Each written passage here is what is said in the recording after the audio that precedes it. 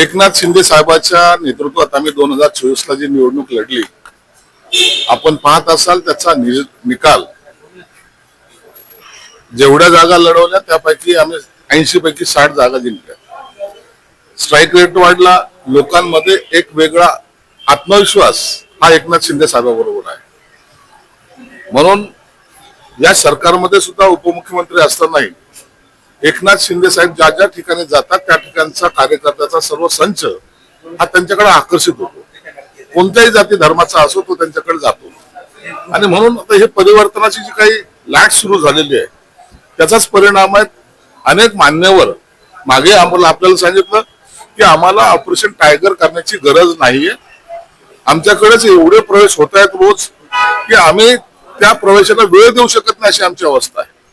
म्हणून कार्यकर्ता हा आमच्याकडे येतोय, त्याच्या मर्जीने येतोय आणि त्याचा परिणाम या आता आज उद्याच्या विधान परिषदेमध्ये सुद्धा तुम्हाला पाहायला मिळेल.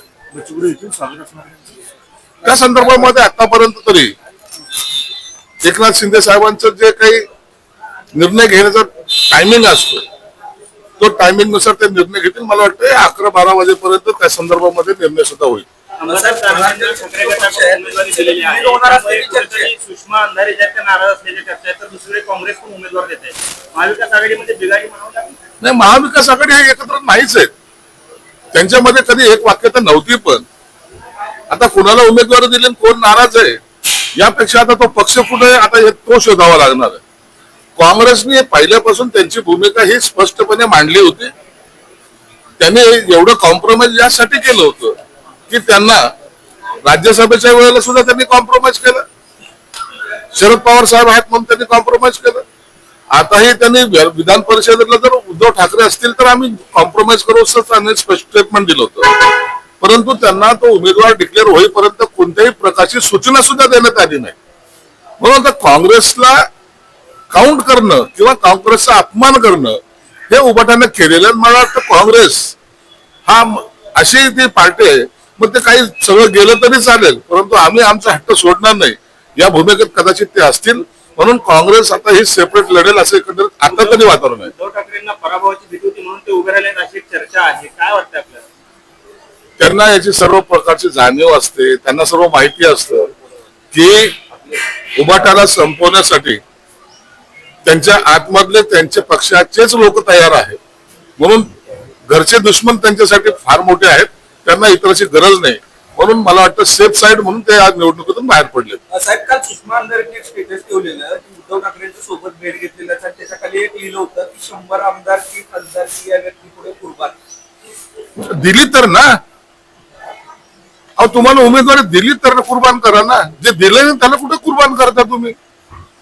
आणखी फार पल्ला गाठायचा आहे. इतक्या लवकर असे गुडघ्याला भाषण बांधून चालत नसतं पक्षामध्ये. आम्ही 42 वर्षापासून काम करतोय. 1-2 दिवसाचा प्रवास नाहीये आणि त्याच्यासाठी एकनाथ शिंदे असावं लागतात. या आमच्या बहीण बघा वाघमारे ताईला तिच्या स्वप्नात नाही एका मिनिटात उमेदवारी दिली आणि राज्यसभेत पाठवलंय. याला मनाचा मोठेपण मानतात. म्हणून त्यांना शुभेच्छा. पक्षाचं काम करा आणि पक्ष असाच डुबवा.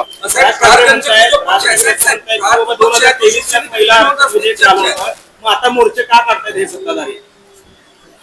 राज साहेब काय म्हणतात, काँग्रेसची काय पॉलिसी आहे, भाजपने आता विधेयक काय आणलंय या बाबतीमध्ये सर्व चर्चा होत आहेत. आणि त्यासाठी देवेंद्र फडणवीस साहेबांनी सुद्धा सांगितलंय कोणाला जर चर्चा करायची असेल तर ओपन आपण समोर करू. आणि ते आव्हान प्रति आव्हान एकमेकाला देणं सुरू आहे. म्हणून याच्यावर आता भाष्य करणं योग्य नाही. काय झालं? प्रहार जनशक्ती जो पक्ष आहे तो आपल्या पक्षात विलीन होण्यावर असल्याची चर्चा काय चाललंय, काय चर्चा झाल्या बच्चू कडू साहेबांचं आणि एकनाथ शिंदे साहेबांची काय चर्चा झाली याच्याबद्दल तर कुणाला आमच्या पक्षी नेत्यापैकी कुणाला माहिती दिली आलेली नाहीये.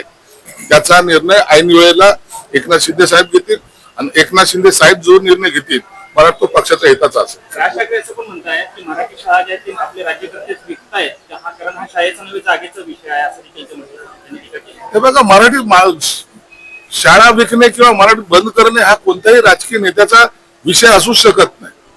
मराठी ही टिकली पाहिजे, मराठी ही कायम असली पाहिजे. मराठीचं वर्चस्व या मुंबईतच नाही तर महाराष्ट्रात असली पाहिजे आणि त्या स्वाभिमानाला कोणी ठेच पोहोचवता कामा नये ही सर्वांचीच भूमिका आहे. म्हणून मराठीचा एका पक्षालाच फक्त पुळका आहे आणि आम्ही फक्त हिंदी भाषिक आहोत असं समजण्याचं काही कारण नाही. मराठीसाठी वाटेल तो लढा द्यायला आम्ही सुद्धा तयार आहोत. एक अटल पांडे- महायुतीमध्ये जे आहे भाजप आणि शिवसेना दरी निर्माण होण्याचा करण्याचा प्रयत्न सुरू आहे का? होतात अशा निवडणुकीमध्ये सगळ्या दऱ्या पडतात, भेगा पडतात. तुम्ही पाहिलं असेल नगरपालिकेला तसं झालं, महानगरपालिकेला झालं, जिल्हा परिषदला झालं. म्हणून कार्यकर्त्याच्या आग्रहासाठी काही वेळेला कॉम्प्रोमाइज न करता ह्या लढाई लढावं लागतं. साहेब, नागपूर संघ कार्यालयाला रेडिएशनची धमकी देण्यात आलेली आहे. पत्राद्वारे निनावी पत्र मिळालेले आहे.